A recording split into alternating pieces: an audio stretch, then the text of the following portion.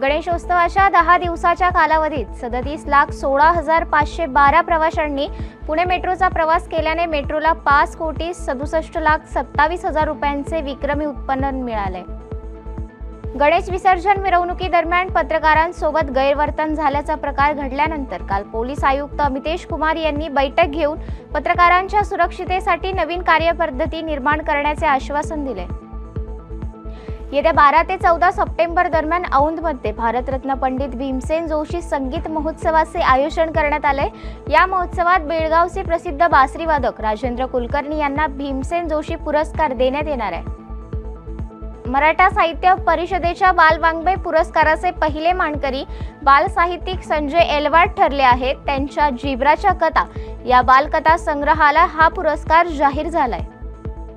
सैन्यात कर्तव्यावर असलेल्या पतीचे 3 वर्षापूर्वी निधन झाल्यानंतर कोल्हापूर जिल्ह्यातील प्रियंका निलेश खोत यांची वीरपत्नी कोट्यातून सैन्य दलात नियुक्ती झाली आहे। अत्यंत धैर्याने खडतर प्रशिक्षण पूर्ण केलेल्या प्रियंका यांची लेफ्टनंट पदी नियुक्ती करण्यात आली।